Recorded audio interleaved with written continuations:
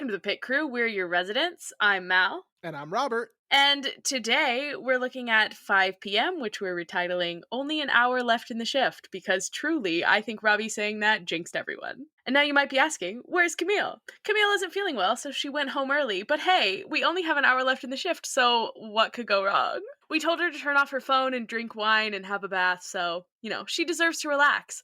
But much like Langdon, you'll be hearing her call in periodically to give her thoughts. That is so true. You guys are never going to escape me and my opinions. I am such a dedicated Langdon fangirl that I also have debilitating back pain that I needed medical treatment for. So I just wasn't capable of sitting up straight long enough to record an episode. So I'm dialing in here. Robert, would you like to present our patient? Sure. Today's patient presents with a case of life imitating art. Anyway. Because we are also short-staffed today. We're fine. We're fine. Hey, there's an hour left in the shift. What could go wrong? We're fine. Right. It's fine. We know what we're doing. Anyway. Oh, right. We're great. So the episode opens up more or less where we last left off. Right after the Langdon confrontation. Right after the Langdon confrontation of it all. Princess is shook from being shouted out, and she honestly looks like she's trying to get away from Robby, which, same, honestly. Oh, yeah. The second anyone gets even slightly stern with me, I'm like, oh, so they hate me? I need to leave.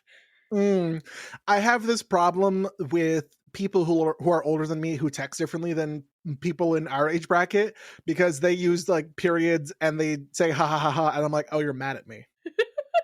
Okay, period. I'm like, oh my gosh, they hate me. Just fucking shoot me at that point. So true. Also, love that when he walks by, Myrna, shoots Robby with a resistance band. Read the room, not the time. Yeah, I'm surprised he didn't blow up at her. You know what? Maybe I should be surprised. Robby doesn't blow up at people. Robby's level-headed. Robby has never yelled at anyone in his life. Flashback to 5 minutes ago within the canon where he yelled at Langdon, "Go home, Frank!" He keeps repeating that. That's his favorite line in this kind of hour and 15 minutes into the last one. He's trying to get everyone to go home. Yeah. Because he immediately goes to Dana because, he needs her help to investigate the Langdon thing. But then he's also like, why haven't you gone home? And Dana's sort of just like, please don't worry about me. I don't like it when you do that. And Robby's like, you're starting to sound a lot like me. And that's not a good thing. And it's like, Robby, is the phone call coming from within the house? At least he recognizes it. That's step one. He sees caller ID. He sees that it's the phone from upstairs. He's like, whatever. I'm not going to answer it. Fine. Also, I didn't even catch this, but Dana's husband's name is Benji. Which is a choice. Benji. That's... That's when you're an adult, it's okay, go by Ben or Benjamin. Benji is what you call a fourth grader, I think. Origin, Hebrew, meaning son of the right hand, son of the south. Huh. It is a diminutive of Benjamin. So yeah, at that point, just go by from Benjamin, Ben. Typically. Hey, this is why Camille is the Pitt details, because she looks at the details. Yeah, that's true. You're not going to get the details from us. We're just going to be like, hey, so this thing happened. Here's 2 to 3 jokes about it, and moving on. Again, we're short-staffed. We're so terribly smart. Princess and Perla, they are whispering in the background because, again, Robby did blow up at Princess, and solidarity, women solidarity. We love women. I also love women, as we know.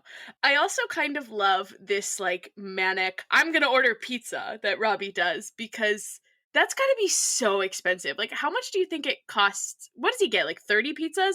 How much do you think that costs? He gets 20 pies, and I'm just going to Google a random... Yeah, if I was going to order from a Domino's right now. Let's see. So I'm just going to go off the first one I see, which is Fiore's Pizzeria. We're going to go off the menus. Shout out to Fiore's Pizzeria. You have a 4.7 rating, 3.9K reviews. Excellent.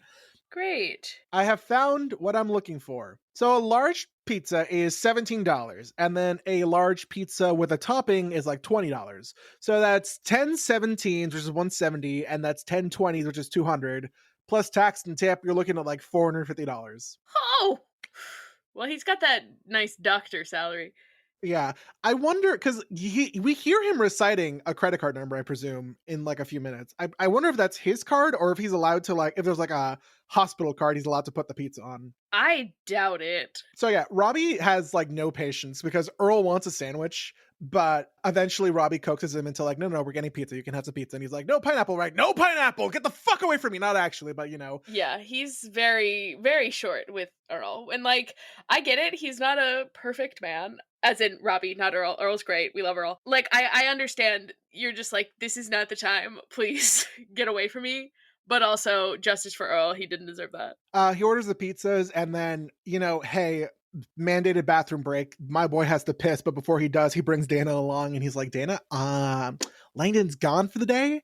And don't ask me why, but I do need you to give me an audit of the past 3 days from the pharmacy. And I'm like, do you think Dana can't put two and two together? Yeah. But they also, like, don't gossip about it. No. In fact, there are many opportunities to gossip about it through multiple characters, and I think the only ones who do gossip about it without having all of the information are Princess and Perla. Yeah. Princess and Perla. Yeah. And that's their Th- right, That's honestly. their God-given The right. girlies. Hmm. Okay, so I know Camille is going to have some things to say about Robby going into the bathroom and then acting like he's going to flush the pills and then not doing it. And I really wish that she was here to actually discuss this because I never saw this as like he kept the pills to like use for himself. I always watched this scene as like he's trying to get rid of the evidence so that maybe he doesn't have to punish Langdon. Like that's how I read that. Oh, Same with like 100% agree. him trying to give the pills to Louis. Louis again, you know? Like he's trying to get rid of these pills. He's trying to kind of sweep it under the rug so that we can move on from this, you know? But then I think he decides to not do that, to not ignore the problem. Like that's my read on the situation. That's why he keeps the pills. I don't know. Like instead of flushing them. Honestly, my original thought when I was watching the scene, because we saw Robby injure himself previously lifting the patient who came in from the car crash. He injured himself, and then we've seen later on, like little moments, we can tell he's still in pain. So he had these pills, and then he didn't flush them, and I was like, oh my god, is he gonna pocket these pills? And then it's gonna be like, well, yeah, it's like easy when it's not you, Robby, to pass judgment. And then now he's got this opportunity where he has these pills. He could take these pills, but then I'm sitting here going, but you don't treat back pain with Librium. I can tell you right now, I'm like in severe pain, but Librium is not anything that anyone has ever suggested. Like that, it doesn't work like that. Librium is used for like the shakes. And so I don't know. I think for me, I spiraled a lot watching this episode and trying to figure out what the hell was going on for the first time because it was so confusing. I even like reached out to friends who were pharmacists to be like, okay, hey, I need you to tell me about this drug, why you would use it, why you wouldn't use it, blah, blah, blah. And like, to be fair, the pharmacist friends that I have talked to about Librium have stated that they would not use it for opiate withdrawals. They're like, that's not an appropriate use case for that. So it's interesting to me that they chose that. I mean, maybe it just fit in the plot best. I don't know. I'm sure, different doctors perform and prescribe and do things differently. But like for me, I've never seen that. My pharmacist friend has not seen that. And so I thought it was really curious. But I definitely had this moment of like, oh my god, is Robby gonna get hooked on pills? Is Robby hooked on pills and we don't know this yet? Is there something deeper here? I spiraled like a lot. That's 100% how I saw it too. I don't know. I mean, there are a lot of ways I guess you could look at it, but I think the initial action of like, okay, why is he bringing the pills into the bathroom with him? Sure, you can interpret that however you want. But the second he like, holds them above the toilet and he like groans and he's like, and he like puts them back in his pocket and washes his hands. He also doesn't piss, by the way. He allegedly he went to the bathroom to go pee. He doesn't. He doesn't. Why can't we have Noah Wiley whip it out and piss live on camera? I'm sorry. Just That's not even in the script. Noah Wiley just whips it out and starts pissing. I don't know if that counts as my censored horny thing, but I'm speaking the truth. I'm not horny about piss, so I don't think it counts. I don't think I can come back from that. I'm sorry. Robert, go take an ice bath. One of the things we forgot to mention is that just before he goes into the bathroom, one of the things he says to Dana, Robbie's beginning to have any doubts about like if he's still good to stay, and Dana's like, yeah, you feel like Dodd's trying to tell you something, and he's like, we stopped talking a long time ago. And this comes back a little bit later in the episode. So Yeah. I felt the need to go back quickly and mention it. Yes. We cut to Princess and Perla, who are talking in Tagalog, and they're like, wow, I've never seen Robbie so mad. And Perla's like, worse than the dead squirrel? Way worse. I need to know. What happened with the squirrel? We need like a prequel episode or a prequel like mini episode or whatever, just covering what the fuck this dead squirrel story is. Well, because my first thought is like, oh, the rats, like someone brought a squirrel, but then they were like, the squirrel became kind of funny, and this is not funny, and I'm like, I don't know. Are we gonna get to the point where like the rats in the ER are funny? Actually, the rats in the ER are funny, so maybe it was something like that, like a patient came in with a dead squirrel. But then why would Robbie be mad? Like, it almost feels like somebody would have had to like been doing a prank or something with the dead squirrel. Maybe Jake did something with like a prank with the dead squirrel. Oh, that'd be funny. Also, I just realized Robbie's like as we're hearing him like finish ordering the pizza, he says 20228. He's giving the expiration date of a credit card, I think, is what he's doing. 22, which doesn't make sense because wait, that's takes No. place in the past. Okay, Robbie's using an expired credit card to order pizza. Let's fucking go. Is that a zip code? 2022, maybe. Oh, is that his? Oh, hold on, wait. For Washington D.C. So again, we are not. Also, I've never heard of having to give. Yeah, like if you order online, sometimes they'll be like enter in the information of like where you live. I've never had to give my fucking zip code to like the guy on the phone when I'm ordering and I give him my card number. That's what does Okay, this maybe 20228 mean? Maybe that's the last few digits of his credit card number. I can confirm that Amex cards end in 5 digits instead of 4, like the typical. So he's probably just using an Amex. So yeah, he finishes ordering the pizza. He's like, God, no, please no pineapple. And then he looks over at the desk area and he's like, I need to have a word. And Princess and Perla are like, with us? And he's like, nope, with Dr. Santos. Sure, let me just wrap this up. And then as she leaves, she says in Tagalog, see you later, ladies. Obsessed. I love that. Honestly, if I was Santos, I would have sat on that a little bit longer. I would have gotten enough. I would have like tried to get more information and like overheard more conversations because Princess and Perla have the tea. I love how Perla is like, I told you she was Filipina, and Princess is like, but she's so white. And it's like, I can't say anything. I don't know what Filipino people look like, but you know. But then also her last name is Santos, which feels I believe Latina it is to me. Fun fact, her last name was actually Shaw in the first draft of the script, so they must have changed it at some point after Issa was cast or before they started filming. I believe it is a Filipino last name. Is it? Okay. I could be wrong. I'm not going to say that as a definitive, like, oh, it's 100% true. But, you know. Hold on. We'll look it up. Santos is a Spanish, Portuguese, and it's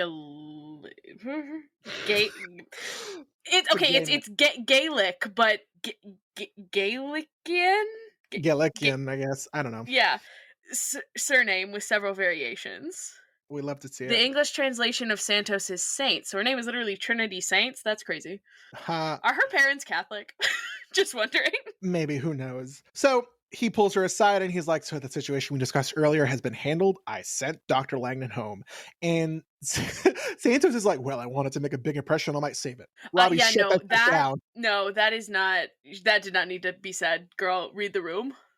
The funniest thing is when Robbie's like, I trust you, I've not mentioned this to anyone else. And Santos like double takes, she's like, yeah, no, I don't know. No, absolutely I wouldn't. And then immediately she's got to call Garcia to be like, hey, maybe don't tell anyone. Hey, I need you to come down at your earliest convenience. That'd be great. Oh, there's also pizza if you want to. Yeah. I'm like, God, the gay panic is real. For sure. And then we cut back over to Teresa Saunders. She runs up because David has posted on social media, and it's kind of a dark note. It's kind of dark, but it's also really fucking cringe. I'm going to read it in its entirety. All I ever wanted was to fit in and be loved, but they mocked me and forced me into an existence of loneliness and pain. It didn't need to be this way. You can play Evanescence, Bring Me to Life in the background while you're reciting that, and it's crazy. Can I tell you? Here's a story I've told on other podcasts I've been on, but I've not told it on this one. When I was in college, my second year of college, my English class, we read Hamlet, As you do. and our assignment at the end of the section was to essentially turn a section of Hamlet into modern day, which is either we could have made a YouTube video, we could have made like an Instagram text message post, whatever the fuck we wanted to do. What I did, because one of the prompts was meme, was I recited Hamlet. You make a meme? Surprising, I know. I recited Hamlet's soliloquy while Evanescence Bring Me to Life was playing in the background. I got an A plus. My teacher, Incredible. my professor had never heard this song before, but she was like, "You have captured the essence of Hamlet in this moment. A plus, fantastic, good job. Sit down." And I'm like, "Damn, I didn't even fucking commit this to memory." By the way, I had it on my phone in the corner while I was reading off of it, but I was reading it with such vigor that she, I Oh my guess, felt God. moved. That's incredible. So yes, Bring Me to Life is playing. That's probably honestly because you know you can add like songs to Instagram posts. That's the song that he added to this Instagram story or whatever he posted. Teresa is like, "They did this, the girls on the list," and I'm like, "No, they didn't. What the fuck?" Like it's not the girl's job to like it feels very textbook school shooter, and I think that's why a lot of people thought that he might be the Pit Fest shooter. I mean, I know we're not there yet, but like I don't Pitfest know. I shooter. What just are you talking about? That right. There's only an hour left in the shift. there's only an hour um, left in the shift. Things are smooth sailing. I mean, you there's know only one what? episode left. It's fine. There's only one episode left. That's fine. What do you mean, pit shooter? But I feel like whenever something like this happens, a lot of times it's like, oh well, like if only there had been someone who had like been willing to be his friend. Like, but a lot of times these guys don't have friends because they haven't made themselves into someone that people want to be friends with. You know, like you gotta be like somewhat friendly. You know. I've said it before, I'll say it again. You owe nothing to someone who creeps you out. You are allowed to be rude to people who are giving you the ick. You need to do whatever you need to do to get out of a situation that makes you feel uncomfortable. I don't care. Like, you don't owe anyone your kindness if they are scaring you. And I genuinely hate so much when people are like, oh, well, because I think I've talked about this before. I'm pretty sure it was after Marjorie Stoneman Douglas, after that shooting in Parkland, Florida, when people were like, oh, well, if people had just been friends with him, he wouldn't have done this. And I'm like, oh, I'm sorry. So it's the kids that he killed. It's actually their fault.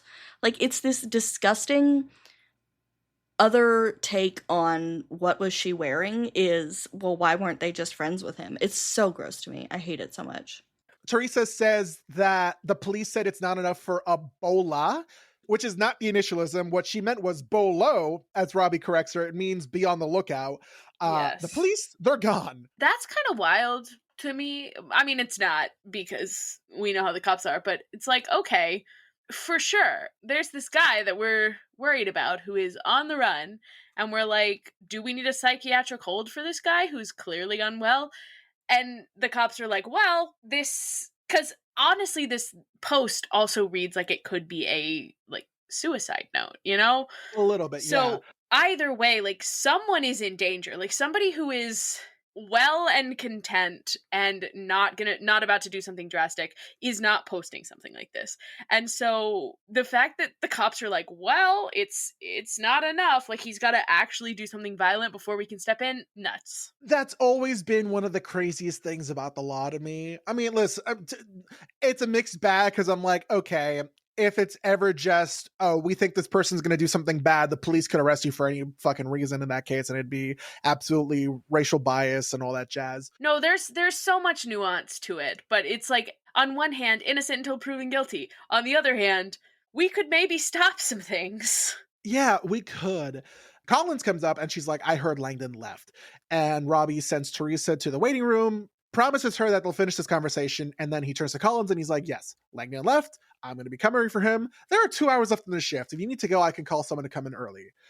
Collins counters and she's like, why do I want to go home early? And Robbie's like, you tell me. So Collins pulls him aside and he's like, okay, I'm going to say this once. I had a miscarriage.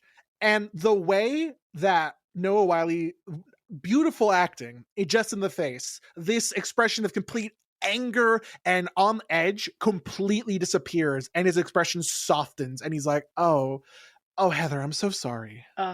Yeah, just what a day that she's having, to be quite honest. What a day we're all having. Do you know that doctors tend to recommend a day or two off of work after having a miscarriage? That's crazy. A day or two.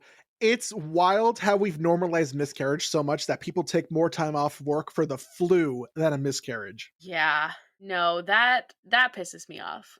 Because, if it happened to men, then it would be more time off. Not to be like, oh, well, a fetus is a person, because like it's not.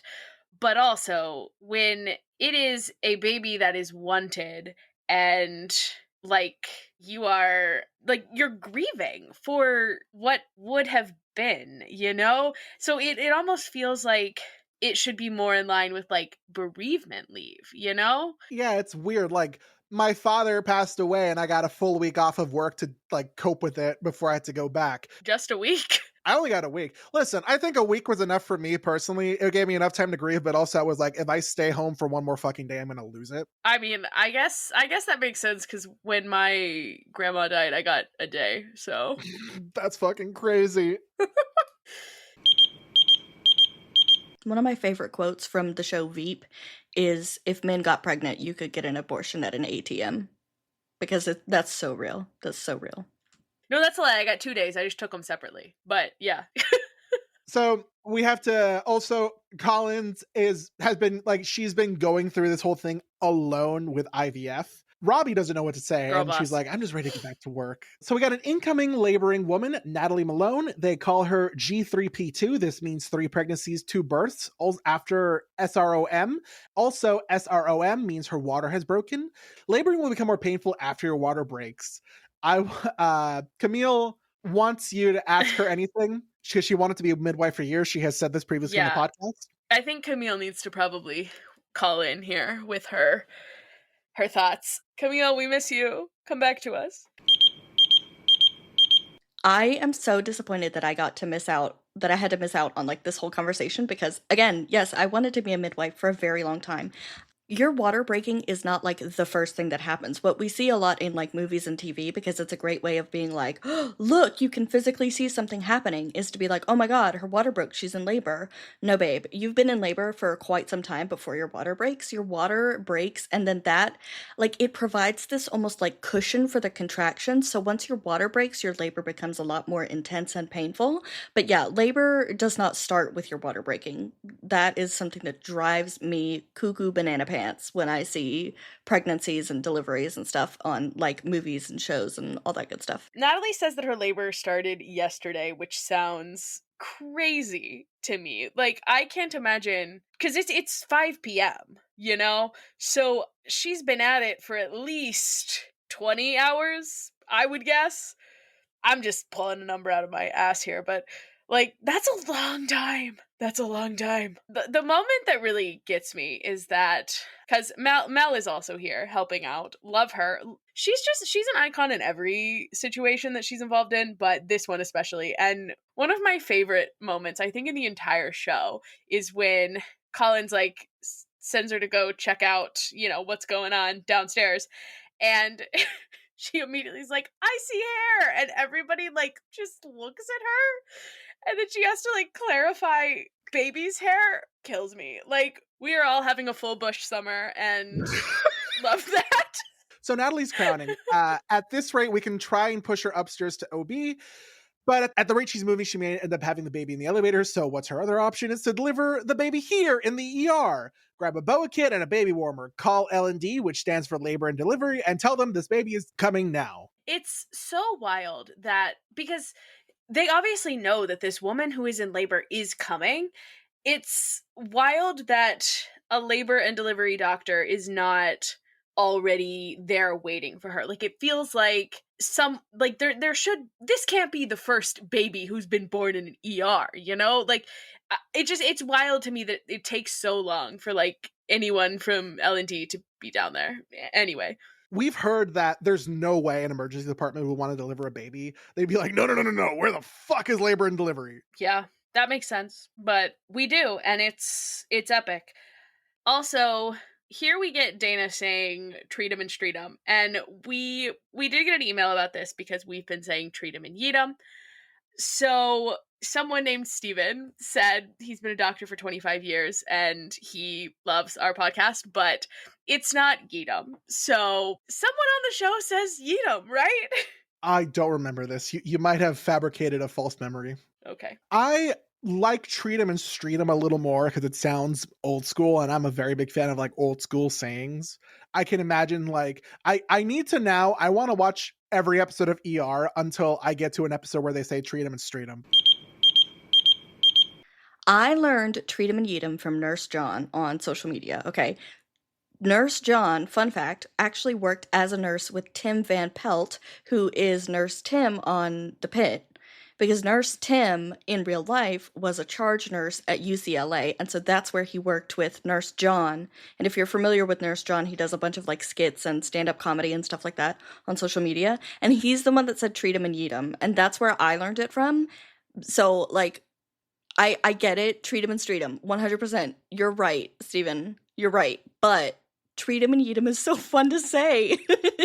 Perla and Princess are gossiping to Dana, and she's pissed about it. They are like, hey, we heard Langdon went home and Robby's covering, and that they were fighting. They got into it in lockers. That shit was literally flying, and Dana's like, that's enough, not another word from you two. In Tagalog, Perla's like, shit's gonna explode, and Dana's like, keep it up, you'll both be working the holidays, which is really funny because in the future, in this Pit Fest shooting that I don't know about, we hear, hey, I was hoping I can get Christmas and New Year's off. I also want to know why Camille put in her notes, thanks a lot, Santos. It's not Santos' fault that Princess and Perla are gossiping. It's really not. They were gossiping beforehand. They didn't even know she spoke the same language until like 5 minutes ago. I need Camille here to defend herself, because what do you mean? What do you mean? Listen, the reason that I put thanks a lot, Santos, is because she literally walks up and very loudly is like, I hear we're down a senior resident, and then everybody's listening, everybody's gossiping, and it's just like, girl, shut up. Oh my god. Okay, so our friend in labor, Natalie, she is a surrogate for her friends. I don't know when it's said in the episode, but I love that she and her friend, I don't know his name, met because they were both fourth grade teachers who shared a classroom. Because like I don't know what your elementary school was like, but in my educational experience, like fourth grade, it was kind of one teacher to a classroom. And I'm just wondering, like, how did they share a classroom? So I can speak from experience here because throughout elementary, middle, and high school, I was diagnosed with ADHD in elementary school, and they put me in classes that sometimes had two teachers. And two teachers helped me a lot do things like trigonometry and US history. And, you know, I never clocked that it was like a special needs kind of thing. Like a co-teacher situation. There's a special program, at least in New York schools, that it's like, hey, you have neurodivergencies. Here's a little extra help. You know, here's like 40 extra minutes on a test. I forget what it's called. It's just me revealing that I was educated neurotypically, probably. And that's why I have so many interesting little quirks. So the two teacher things I'm not super surprised about. What do we think about Natalie being like, same room, same womb? And it's like, please stop saying that. I love her. I think that's funny. And I love that it very much seems to bother him, which I'm sure is why she keeps saying it. Iconic. The couple she is a surrogate mother for, by the way, their names are Justin and Sean. There they are. I was like, I couldn't remember their names. Justin is being like, please stop saying same room, same womb. Sean has the prenatal bag and he's trying to pull up the birthing playlist. However, you know, she's actively given birth. So Natalie says, quote, fuck Beyonce, fuck her. Rude, uncalled for, damn. You know, I'm trying to think what I would not hate giving birth, because like, not that it's in any way the same, but running marathons, sometimes I do get to the point where I'm like, I'm ready to kill anyone and everyone. Like, music isn't helping. Everything sucks. I hate everything. Like, fuck it all.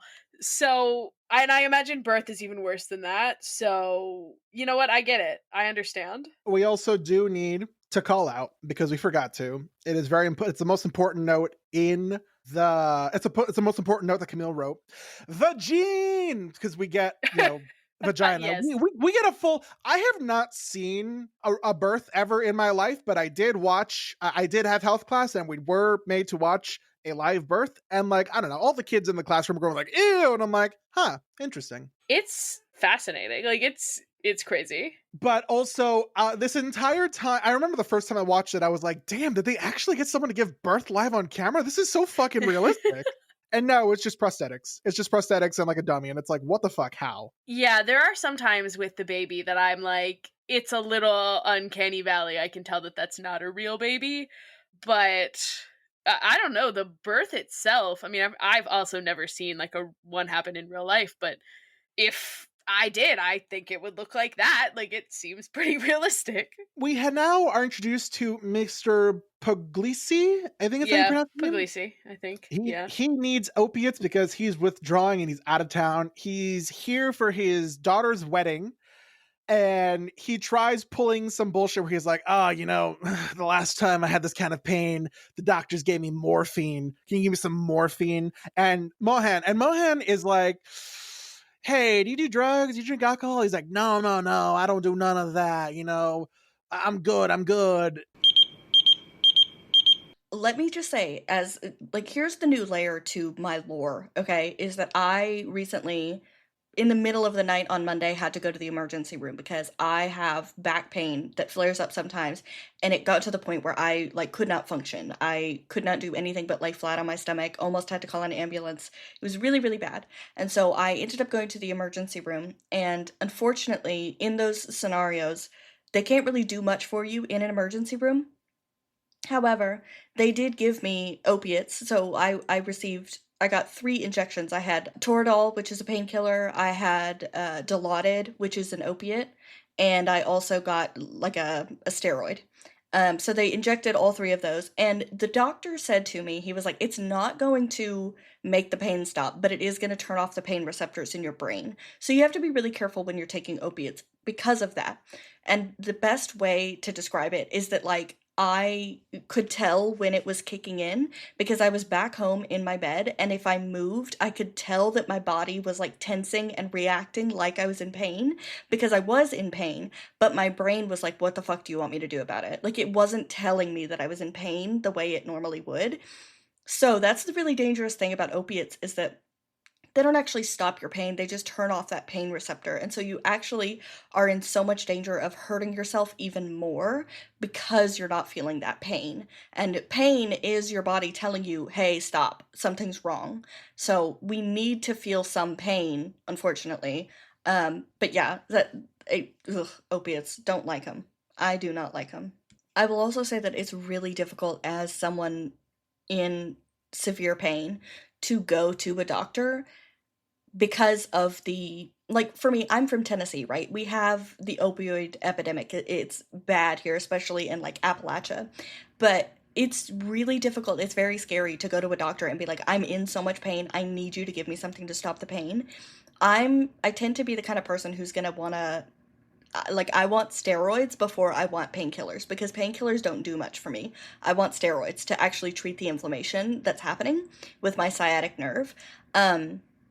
It's terrifying to go to a healthcare provider because you don't want to be seen as someone who's just like pill seeking, because that's a scary place to end up. And so, yeah, this whole situation, it hits so close to home for me. And again, it's also one of those reasons where, like, or why I'm so, in tune with Langdon in a way, is that I just, like, I understand the shame of not wanting anyone to know that that you got hooked or that you feel like you need something. He was genuinely trying to self-medicate so that he wouldn't have to face the shame of having fallen into that trap, in a way, you know?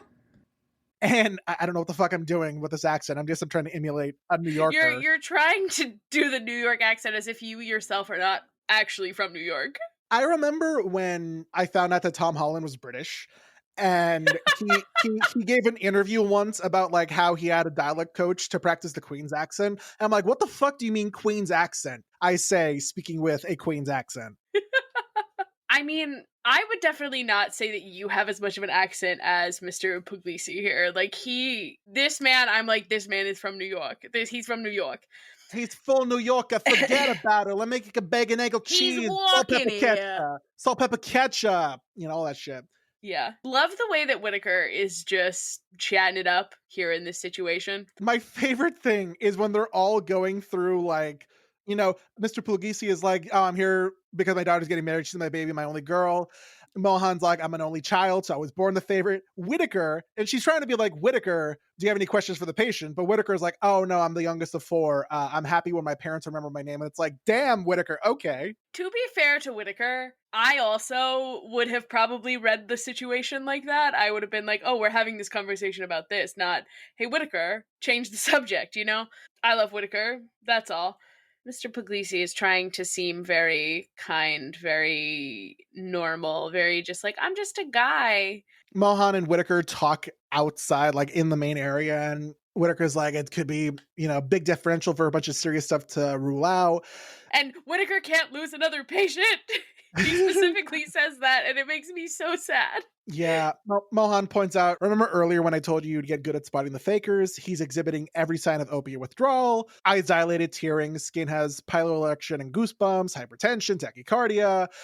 This whole thing, and he's like, but he said he doesn't take drugs or drinks, and that's exactly what he would say if he was drug seeking. I'm like, Whitaker, you caught up. Good job. The thing that clued me in at least a little bit is the way that he comes in and he's complaining about stomach pain, and then I can't remember exactly what it is that they ask him. Maybe something about is anything else bothering you or something, and then he's like, oh, my back, 4 hours in the car will do that for you. I'm like, that has nothing to do with this. That doesn't, sir. I don't know if it's different for people who are older, but what clued me in was when he asked for opioids. With his whole chest, he fucking asked for morphine. I have never done that in any instance I've gone to the hospital. I just trust the doctor to give me whatever pain med they think will work. Yeah, I don't. It's giving a little bit like when drug commercials are like, ask your doctor if Truvada is right for you or whatever. And I think that's a gay drug, isn't it? Because I'm like, that's to keep gay men from getting HIV, isn't it? I think so, yeah. I don't know why that's the one I just pulled, but you know how drug commercials do that? It always makes me laugh because I'm like, I don't think that I know anything about medication. I'm not going to my doctor and being like, hey, can I get this med? Yeah, no, it's wild for me. We cut back to the situation with Natalie giving birth, and the baby shoulder is stuck on the mom's pelvis. From what I've seen online, this is much more serious than the show makes it out to be, and apparently people who work in L&D would be freaking out low-key about this. Yeah, they're very calm and chill. So my brother actually got stuck. One of my older brothers, his shoulder got stuck on my mom's pelvis. He was breech in that he was sunny side up when he came out, which you're not supposed to be. Supposed to be face down, but he came out sunny side up and his shoulder was stuck on her pelvis.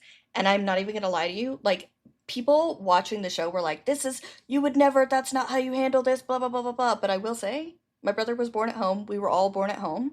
So my mom had 6 babies at home, and this was her second baby. And the midwife did reach in up to her elbows and literally just unhook my brother and pull him out the way that Robby does later in the episode. So not gonna lie, this was not terribly shocking to me because this is literally something that happened to my mother. I love how Natalie is just fucking suffering through this, my guy. Colin just keeps saying one big push, and she's like, you told me that the last 2 times. Poor Natalie. Women are so powerful. Then we go to McKay and Chad. Wish we could have less of Chad. Yeah. They're negotiating custody. Custody, yeah, because she wants Harrison for Halloween. And he's like, fine, but I get Thanksgiving. And she's like, yeah, sure. Celebrate giving smallpox to the Native American. And they have this back and forth where he's like, I'm hurt. And she's like, you broke your ankle doing something fucking stupid. What if our kid fell and hit his head? And Chad's like, but he didn't. He's like, no, but he could have. Do you know what it's like to watch a child die? And Chad says, oh, here we go. What the fuck do you mean, oh, here we go? I would imagine that this is a fight that they've had before. Yeah, and it's a fight they have because you know how many kids come into the ER who are messed up because of one stupid parental mistake? Yeah, no, I get it, but I think, like, that's what he's with the, "Oh, here we go." Like, I think they don't see eye to eye in a lot of ways because McKay is actually mature and Chad is not. And then we get Chloe. It is wild for her to wear a sparkly shirt that says bonus mom. Listen, I support women's wrongs, but, like, this is too far. I know that the text, and I think we've I'd say text if this is a book. I know that we've interpreted that part of the reason why McKay is under house arrest and has the ankle monitor is that she had some kind of confrontation with Chloe. Well, yeah, because she literally says, like, "Oh, I think this might, violate the restraining order." Right. So it's not even that we're looking into it. It's literally in the No, text. it is there. I And she also says Chloe is the gift that keeps on giving and gestures to the ankle monitor. So, like, it's there. It's there. It's there. did I watch the show or did I just absorb it through osmosis? Who knows? Listen, it's hard. There's so many things in the show, and we don't have Camille, our detail person. Yeah, no, I think she wore this intentionally to piss off McKay. Maybe to try and get a rise out of her and like get more like, hey, but maybe like a proper restraint. I say proper, get like a bigger restraining order to be like, you can never again see your kid. Who fucking knows? And, like, this seems like the behavior of a woman who is not secure in her relationship. Like, she's worried that McKay and Chad are going to get back together or something. I mean, her brain isn't fully developed. Her frontal cortex isn't developed. She's not 25 Yeah, she's about to be yet. 25. She can't even rent a car.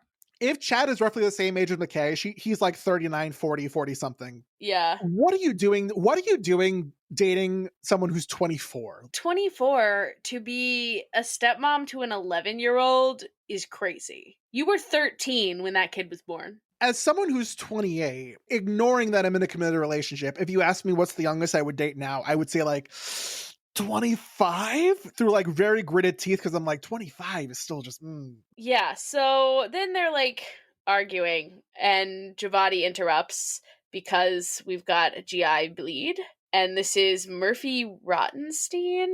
This is the patient who we first learn about way back when, like in the first episode we hear about him. Yeah, crazy. A thing that really gets me is that McKay is like explaining to Chloe that, oh yeah, Harrison's gonna come stay with me for a while, like while Chad recovers, and Chad like backs her up until Chloe's like, no, like he should stay with us, babe. I don't mind. And then Chad's like, oh yeah, sure, if you don't mind. Like, boy, don't be wishy-washy. Anyway. What if we let Chad die from a broken ankle?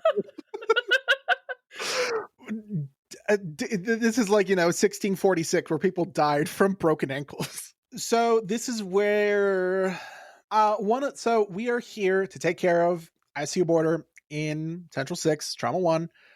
She is 40 years old, cirrhotic with hematemesis, I forget how it's pronounced.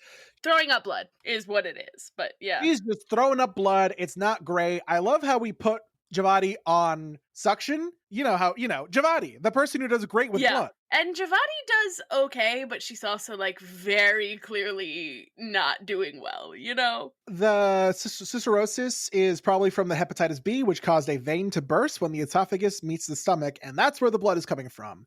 Lots of blood. Yep. And then we're back to the baby delivery, and there's just, I don't know, a lot of things happening. They keep reminding us how long it's been since the head delivery, and like I don't necessarily know the significance and like how fast you're supposed to like have the full baby after the head, but I would assume pretty quick. From what I remember, okay, this might be wrong, please somebody correct me if I'm wrong, but from what I remember and what I learned a decade ago, the sign for a baby to take its first breath is when its feet hit the air. So having the baby half in, half out is not great, obviously. I mean, in any scenario. What triggers baby to take that first breath is going to be environmental changes, right? So they're going from the birth canal into, open air, bright lights, lots of sounds, all this kind of stuff. And so that's going to trigger baby to take their first breath. There's also this moment of that first breath has to expand the lungs all the way. This is the first time the lungs are even being used for baby. So if the baby is trying to expand and take that big, big, big Painful, let's be honest, very painful first gasp of a breath, but is in the mother's vaginal canal and cannot expand the way it needs to, that's very dangerous. The birth canal also helps to expel a lot of the fluid from the lungs, because you have to think about the fact that baby has fluid in their lungs because, they've been in utero. So the birth canal, there is that muscle basically helps to expel a lot of that fluid. So giving birth vaginally, there's a lot more nature taking part. Like, of course, like if you're gonna have a C-section, they'll have to like suction the fluid out and all that kind of stuff. When you're giving birth vaginally, the birth canal is there to do a lot of that work through the natural process. I hope that makes sense. Robby then asks them to call a doctor down from the NICU because the baby's heart rate has slowed, which could be a sign of distress, which is not great. And so he also calls to have the OR prep for a possible crash C-section. We cut back to our GI bleed. Hey, mom, you're going to be okay. We're doing a rapid infuser, massive transfusion protocol, all the good jazz. And those are all words that I'm like, I don't know what any of this means. Like, I have no idea what they're doing here, but okay. Probably can get Robby in here. Well, Robby is currently, fucking like arm deep inside Natalie. It hurts, Right. surprisingly. Yes, he is. Robby is going to get this baby out. He's getting in there. We meet Dr. Myers from obstetrics. She is here to help deliver this baby. I love how she walks in. She's like, nice to meet you. Who's the father? Justin and Sean say, like, we are. Oh, who's the mother? We are. Roger that. OR's prepped and ready. Do we need to go up? I love how quickly she adjusts to it. She's like, oh, okay, what can I do to help? Yeah, great. 10 out of 10. Robby's like, no, we don't need to go to the OR. If I can rotate this posterior shoulder, all right, there's the elbow. Collins is like, make sure it's flexed. What's the significance of that? I'm just wondering. Like, I imagine so it's not to like break bones or something, like to maybe, get the probably, baby out without fucking probably. up the body. I love how Robby is like, it's, and then he quickly adjusts, it's flexed. He's like, good call. Yeah, definitely good call. And, we eventually get the baby rotated. The baby is born. And then the thing that I don't understand is the way that this, like, labor and delivery doctor goes, well, okay, I've got a set of twins upstairs. Like, I need to go, admit her to postpartum. Like, congrats, bye. Like, why would you not stay for like the delivery of the placenta? Like, because that's, not to get too ahead of ourselves, that's where things like kind of go wrong here. Not that they haven't already gone wrong, but like things get worse a little bit. They specifically called her in because this is a complicated birth. And just because the baby was born, she's like, okay, my job's done. I'm like, no, hey, the baby's not breathing. Right. Like you've got that side of things. And then you also have like the mom starts like hemorrhaging. Like this is like the fact that this doctor just disappears is so wild to me. I understand the twins upstairs are important, but you know what else is important? Making sure that the mom and child in front of you right here live. Making sure these two gay dads get to raise their baby. Come on. Yeah. I keep saying mom, she's not the mom, she's just the person carrying the child. What do you, I get, it feels weird saying like person carrying child for two fathers. Like not in the context of two fathers is great, two fathers is great. What would you, I guess just surrogate, just that's, I don't know. It feels weird. Yeah, because like she's not the mom. It just feels weird in my brain for some reason. They managed to get the baby breathing, which is great. We love it when babies breathe. Yes. I prefer my babies breathing. As opposed to the alternative. So Robby then leaves and he goes back to our GI bleed. There's a lot of blood. Like they fill up the blood canister and it's like not a small canister. No, that's a good chunk of blood. Robert, please don't ever say chunk of blood ever again. Thanks. We then have, Dr. McKay, would you like to explain to Javadi here about the Minnesota? It is the best way to stop the bleeding, which is with direct pressure. The first balloon goes in the stomach. The second one runs the length of the esophagus for direct pressure on the varices. Yeah, and so then they I guess inflate it in different parts. That was my understanding of this situation. I don't know. I feel like I learn so many things of what can happen in the ER, but I also don't understand any of them. So it's cool. We go back to Mr. New York, drug seeking guy, and this is when Samira lies. She's terribly. Well, does she lie? I don't know. She says she has a morphine-like drug called Bupe, and it works kind of like morphine. And if it doesn't work, then, they'll switch to morphine. And so basically it binds to the same receptors. And so it would treat his withdrawal symptoms without actually like giving him an opioid. I love Baby Boy Whitaker being like, but why are we giving him bupe if he's saying he's not a drug He addict? says he's not an addict. He's not an addict. I believe him. And Mohan's like, I don't fucking believe him. I know this is going to work. Once he feels better, Whitaker says, believe white men. Oh no.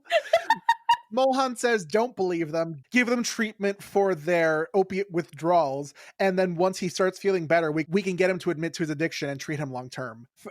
Mohan says, first, do no harm, which is allegedly, quote unquote, in the Hippocratic Oath.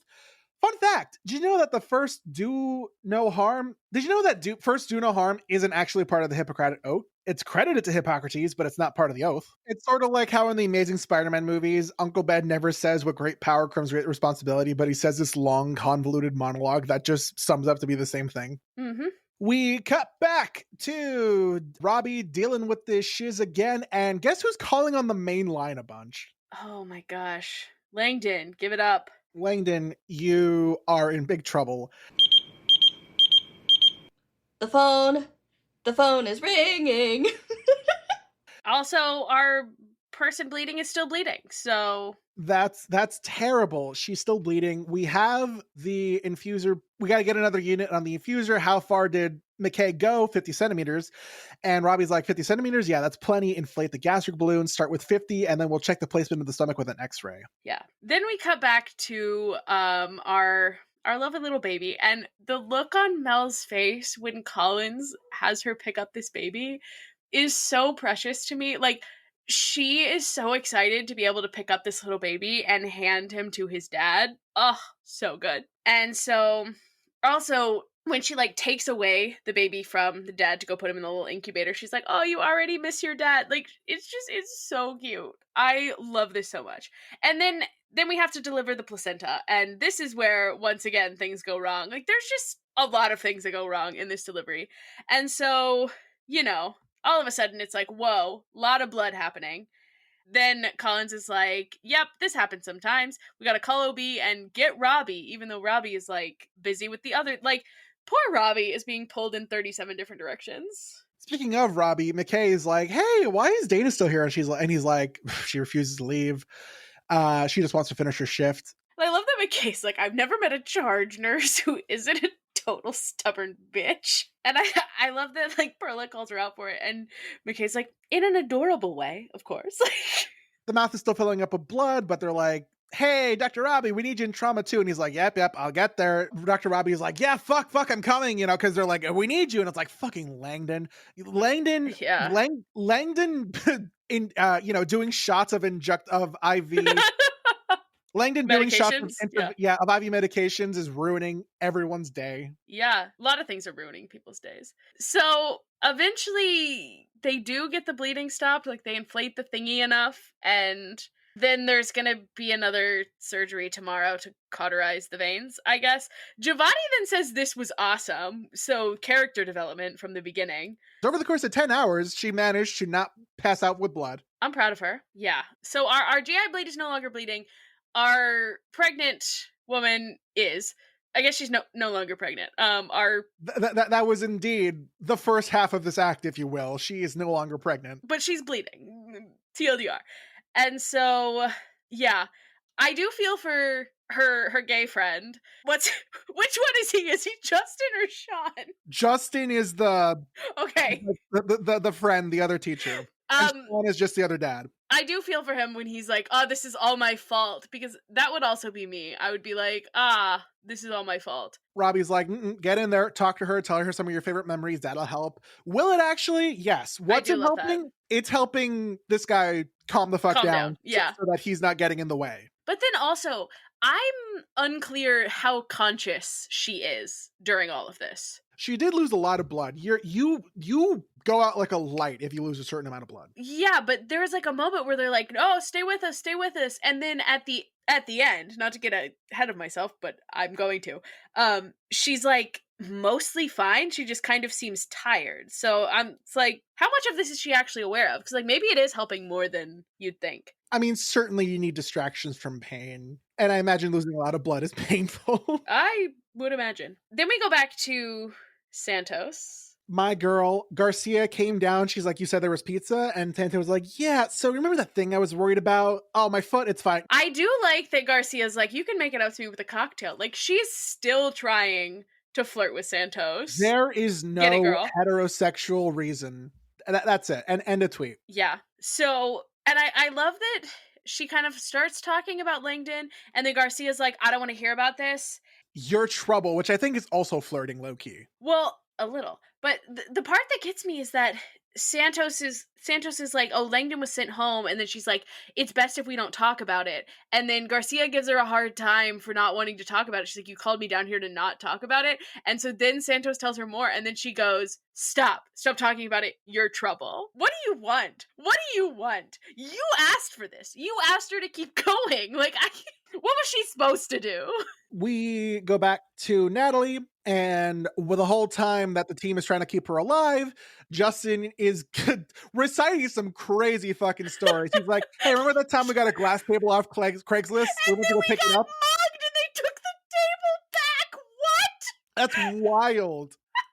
They're talking about also how if they can't stop the bleeding or whatever, Natalie might need a hysterectomy. Justin's like, hysterectomy. He's like, this is good. Robbie's like, this is gonna work. Keep talking, more memories. And Justin's like, what about that time we binged Game of Thrones 2 months before the finale because of FOMO? I've still never seen it. Neither have I. Hey, you want to watch Game of Thrones and make a podcast? No. I don't think so. This will be extra fun because neither of us have seen it. So then we go back to Mr. Puglisi, and he's feeling pretty much better, which confirms Mohan's theory that it was, in fact, opioid withdrawal. And yeah, that's kind of the most important part of that one. And then we are back to Natalie, no longer bleeding. To Natalie, yes. We did it, boys. We did it. Thank goodness. And they take the mask off of her. And this is where she's like kind of fine and she's talking. Yeah. And I also like that Justin's like, thank you for being my best friend in the world. Which is adorable. I love it. I don't know. It's wild the way that we kind of tie up both of these bleeds very easily all at once. The marvels within of this modern episode. Medicine. Yeah, great. Love it. Back to our GI bleed is that, hey, she's going to be stabilized. And once she is, they're going to do an endoscopy to try and cauterize the bleeders. And then they'll need to put her to the top of the transplant list for a new liver. And her daughter's like, top of the list, that's serious. And McKay's like, yeah, well, it is. But once she gets the new liver, she should be able to return her normal life. Lucy recounts that like, she was about my age when she first got Hep B. She used to do drugs a lot, but she got clean the day she found out she was pregnant with me. A lot of parent trauma in this show. Like a lot of examining the relationships that adult children have with their aging parents. I don't know, that's probably a common thing that happens in real life too, that like once your parents' mortality is like staring you in the face, like your relationship with them starts to change and you start to like examine those things. And I enjoyed this one in the way that she's like, my mom wasn't perfect and a lot of times I really hated her, but like I love her and I know she loves me.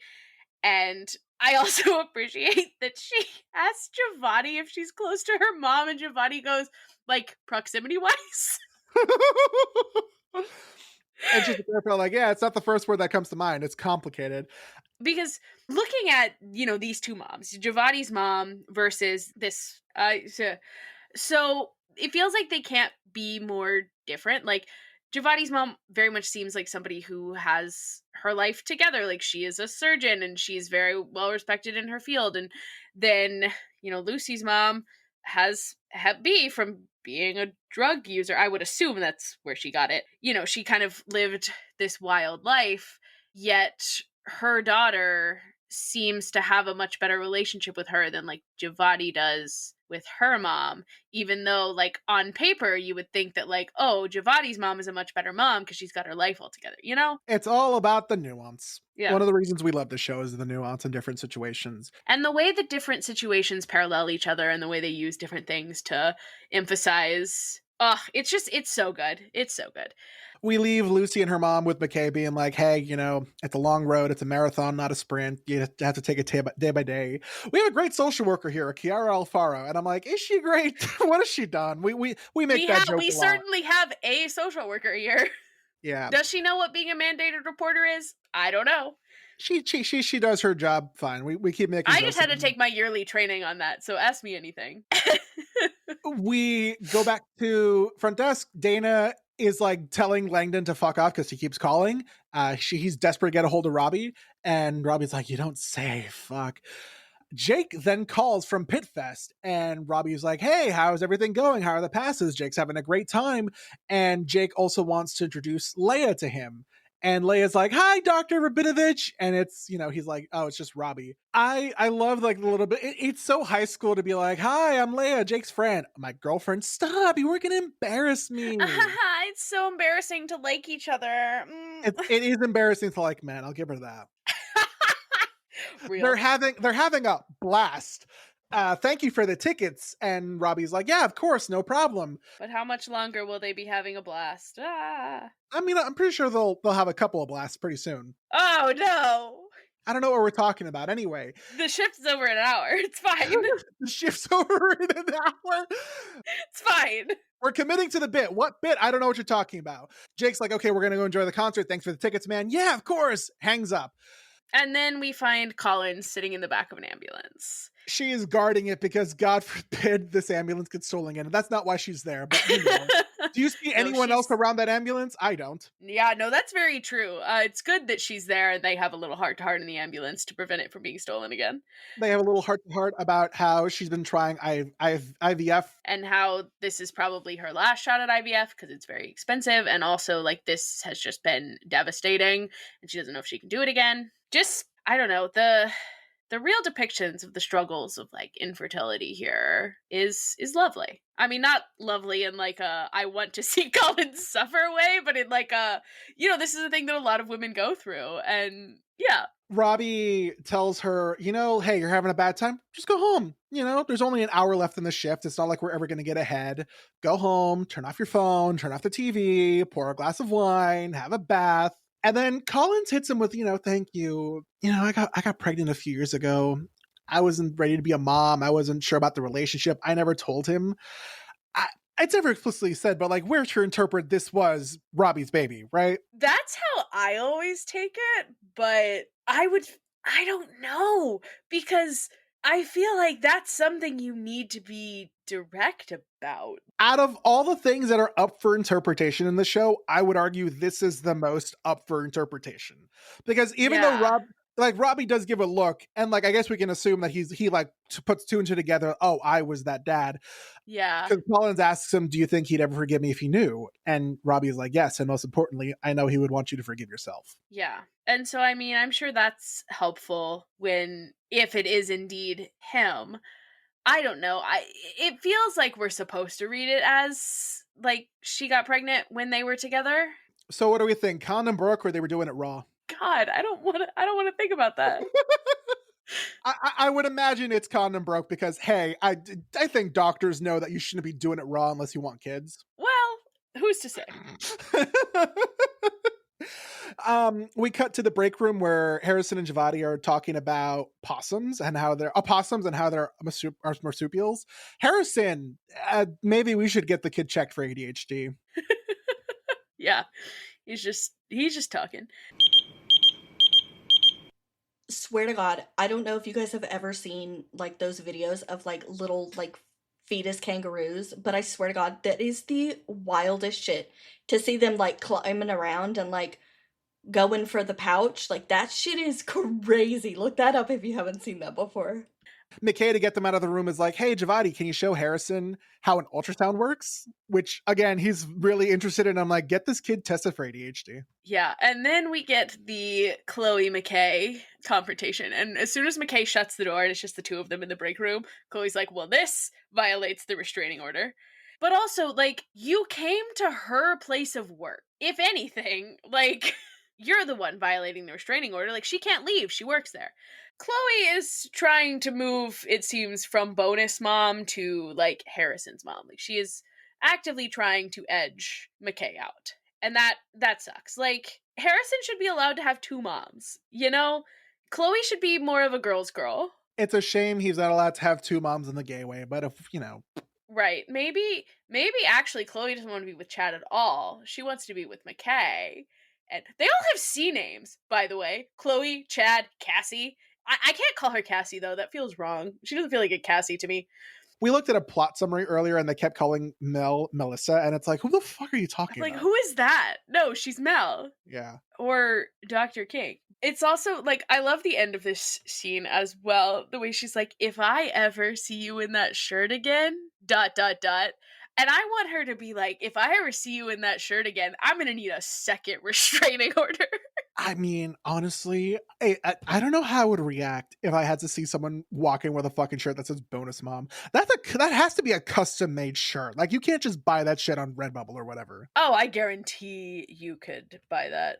I'm sure now you could because of the show, but like, this feels like you have to get that shit. Okay, I looked custom-made. up bonus mom shirt. There's so many. In my bonus mom era. Bonus mama. Oh, this one is in Comic Sans and it says best bonus mom ever. I love the shitpost of Comic Sans. It's crazy. I would think, a bonus mom is not necessarily like a step mom. A bonus mom could also be like a very close family friend, She's deliberately purchased this shirt with the intention of like, I'm replacing you as Harrison's mom, and McKay's not letting that shit fly. Do we think she bought the shirt herself? Because I feel like she did. I mean, she's 24. Where's she gonna get the money? But I'm She just can't even thinking rent a car. You think she has a credit card to buy stuff online? Please, that shirt came from Shein. I guarantee it was like $9. Yeah, no, it feels like the kind of petty nonsense that a woman who is 24 and feels threatened by her boyfriend's ex-wife. Like, that's what a 24-year-old would do, Where did he even meet this 24-year-old also? Because any scenario that he's placing himself in where 24-year-olds are abound, or 20 whatever year olds, because obviously she'd have to be younger when they met. Why are you, as an almost 40-year-old man, in those spaces? Well, I mean, he was at the skate park, and that's not a place that 40-year-old men frequent unless they're Tony Hawk, but Tony Hawk is allowed to do whatever he wants. We are back with Robby, Samira, and Whitaker. Yes, and Mohan is getting chewed out by Robby. Okay, kind of rightfully so, because he was like, hey, so remember how a few hours ago I was asking you, why didn't you consult me first? And I told you never do that again. But instead, you went behind my back, and Mohan's like, I did it again. You did it again. For fuck's sake. Is anyone honest about anything anymore? And see, that line, is anybody honest about anything anymore, makes me think that Robby did absolutely take Collins's confession as it happened while we were together. And he was like, God, no one's honest about anything anymore. I don't know, just coming off the tails of that conversation, I'm like, oh, that's what he's referring to. Anyway. And Robby, he's pissed. He's like, is anyone honest about anything? I think my favorite line in this episode is, or are we all just bullshitting our way through life? Yes, we are. We sure are. I love how Whitaker tries to interject, and he's like, it's just a case of, that was rhetorical. Why didn't you come and find me? Immediately shuts Whitaker down. Whitaker has been shut down like 3 times this episode, and it's so funny to me. Poor Whitaker. Let him live. This is what he expects from a med student, but he expects more from an R3, do better, Dr. Mohan. We walk back into Mr. Puglisi's room, and he's talking to, I presume, his daughter on the phone? Yes, I think so. It sounds like his daughter. They essentially give him the 411, which is like, hey, the medication we gave you was a morphine. It was called Bupe. It's great for treating opiate withdrawal. Opiates can include hydrocodone, oxycodone. Mr. Puglisi is like, I don't do drugs. You lied to me. And essentially he tries to hit him with like, hey, I have a family. I got a good job. I make good money. Does that sound like a drug addict to you? Which is eerily paralleling what Langdon said just an hour ago. Yeah. And I appreciate Robby seems to have more understanding for the Mr. Puglisi versus Langdon. Like he does, like, yes, anybody can be an addict. Really good people can struggle with addiction. It's a brain disease. Social environment and personal choice are also factors that go into this. Like he very clearly like knows these things. And that also makes me think, going back to the pills from earlier with the like, is he trying to hide the evidence to protect Langdon versus like, not doing that and allowing Langdon to get the help that he needs. I don't know. I think this interaction is very interesting coming off the tails of his interaction with Langdon, where he did not show Langdon the same understanding. But there was the element of stealing with the Langdon thing, and that kind of added an extra something to it. 100%. Mr. Puglisi tries to do like, no, screw you all, screw this hospital. And Dr. Robby, he's like, hey, Dr. Mohan will advise you on a proposed action plan, and you can either choose to follow it or not. That's entirely up to you. I wish you luck, Mr. Puglisi. And fucking mic drop walks out. Yeah. And then he basically tells Samira that she can fuck off. Like, he's not interested in anything she has to say. And she says, you know what? My dad died when I was young, and he's never going to walk me down the aisle. So I hope that you can get your shit together enough to where you are there for your daughter on the rest of her big days. And then mic drop walks out. This man got mic dropped twice in like 30 seconds. As he should. And I hope this is his wake-up call to, stop doing opioids, stop using opioids. I hope so too, but I doubt it, because he can't even admit at this point that he has a problem. Teresa walks up to Dr. Robby. He's like, hey, I've been waiting in the lobby for almost an hour, which again gives you a scope of time of like, oh yeah, these episodes take place over the course yeah, of this an has hour. been almost an hour. Great. The psychologist spoke to her about becoming a petitioner to place David on involuntary psychiatric hold, and she's like, can that be anonymous? To which the answer is no. To call a 302 in the state of Pennsylvania, the petitioner needs to admit to having witnessed the concerning behavior, and a physician and a social worker need to sign off, which he and Kiara will do. She's concerned. She's like, if I'm wrong, what happens? What are they going to do to my son? And Robbie's like, well, if you're wrong, you apologize. But if you're right, they're going to try and get him the help he needs. David lost his father. That would affect anyone. We are failing young men because we just tell them to man up, and instead of getting their life lessons about manhood from good places, they get them from like toxic podcasts, which I mean, like we hope that we are toxic in a different way than this. Your favorite non-toxic or maybe a little bit toxic podcast? What are our vibes? I don't know. And because of how he speaks, Teresa sort of clocks. He's like, do you have kids? And he's like, yeah, I sort of have a stepson. I've dated his mom for a while, but we have a great relationship. I'm very lucky that we have this relationship. And this, I guess, influences and convinces Teresa to check with psychologists and become a petitioner. Good. I also want to point out, as Robby walks away from this conversation, watch what he does. He reaches back with his fist to rub his knuckles against his lower back to indicate that he is still actively in pain from lifting the patient in an earlier episode. Robby then walks to where Louis is. He tries to give Louis the pills, who rejects them. He doesn't want them. And then he's like, you ever think about quitting, Louis? Oh, I'm not a quitter. Louis, you're happy drunk today, but one day when your liver fails, and believe me, it will fail, you won't be so happy. Yeah. This is another, like, stick around for a long time. This episode has a lot of instances, 3 different instances of like what drug use will do to someone. We have someone who's at the beginning stages, quote unquote, where they can still free themselves. We have someone closer to the end stages of like, hey, this is what long-term drug use did to me eventually. I now need a new liver. And we have Louis, who's sort of in the middle, who's not quite new to it. And maybe at this point, it's going to be a lot of effort to quit, but he's a lot closer to, he has one foot in the grave, so to speak. Then we have Mel approach Santos asking about where Langdon is, and is very devastated to learn that he left. It says like, but he didn't say goodbye. And she wanted to tell him all about the delivery and how cool it was, and like how the dads were so happy, and like, it breaks my heart how close Mel got to Langdon. And then now yes. Langdon, I'm gonna love seeing their interactions in season 2. They had one singular heart to heart while petting a dog, and she's like, so I've imprinted on this man. He's my father now. Yeah, so then Santos runs off to follow Robby and apologize for what happened with Langdon. And she says she feels like if she hadn't said anything, then he would still be. And Robby says, it's nobody's fault but Langdon's fault. Yeah. And then he tells her she did the right thing, which is good. And then he's like, have you seen Dana? And she's like, yeah. She was headed to the ambulance bay. Dana is trying to have another smoke break, and she's like talking to Ahmad. She's like, keep your distance. I'm already in a bad mood. And he's like, I'm just getting some air. And she's like, yeah, you're a terrible liar. I hope you're better at security. Hey, now you're just being mean. I am glad that there's a security person out there with her in this moment because, like, we don't need a second one. I love how Robby walks out. He's like, this is the second person to accuse you of being mean. You're starting to see a pattern.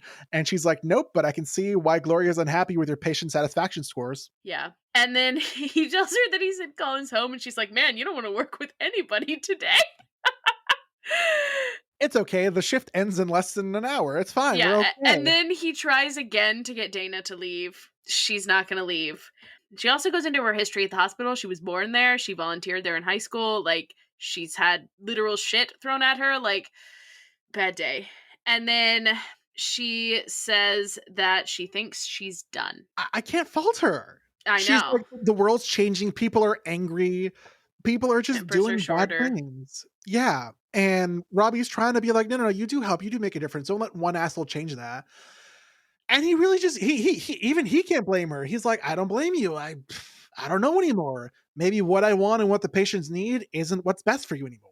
And he says he doesn't know what he's going to do without her. And you know what? Me too. I was really nervous that she was actually going to leave and we weren't going to have her in season 2. Like, as much as I want her to leave this hospital forever and, like, go and travel the world or just go live on a commune in the woods or something, like, free from all this nonsense, I would miss her. I would miss her too bad. And then they both start getting, like, Dana gets a phone call and Robby is getting several notifications. And then Dana says there's an active shooter at Pitt Fest. And Robby goes, Jake and his girlfriend are there. If you pay attention, you will actually hear the sound of ambulances starting shortly before their phones start to go off. And it's kind of a hint that something is happening because it just gets a lot more... It gets a lot noisier. Like, you start to hear all of the ambulances and sirens in the background, which is kind of haunting. And that's the end of our episode. And the shift is still going to be over in an hour. The shift is done in an hour. It's done. It's done in an hour. I really hope you know what we need to do. We need to call Camille in to help us to cover the next episode. I really hope that she didn't turn her phone off and start drinking wine. And I hope that Camille didn't go to the ER today and get a bunch of pain meds. Like, I hope she's in great podcasting shape for us to call her in. But I mean, gosh, this was a wild episode front to back, and then it was a wild way to end it. Yes. No, like, I was watching the beginning of this episode, like, this feels so chaotic. Like, but also, we don't even know what chaos is yet, because we haven't even gotten to the last hour of the shift that's coming up in the next episode. It's the last hour.